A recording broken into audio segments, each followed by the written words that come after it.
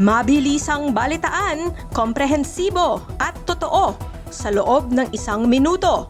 Simula na ang Diskurso Tidbits. 15 taong pagkakakulong. Babala ng DTI, yan ang maaaring kahinatnan ng mga mahuhuling nagho-hoard sa gitna ng pagtaas ng mga presyo dahil sa gulo sa Middle East. Loren Legarda ay sinusulong na i-exempt ang mga pangunahing bilihin, serbisyo at mga gamot sa VAT. Kapag naaprubahan, tiyak na malaking tulong ito sa atin sa gitna ng pataas na mga presyo ng mga bilihin. Andap of frost na mataan sa Mount Pulag at sa iba pang karatig lugar sa Benguet.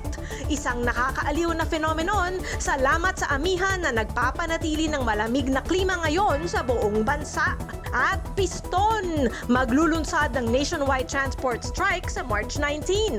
Target nila, 5 pisong dagdag pamasahe.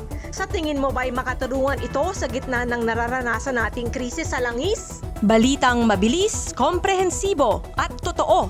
Yan ang Diskurso Tidbits. Basahin ang tungkol sa lahat ng yan at sa marami pang ibang nakatutuwa at makabuluhang balita sa diskurso.ph.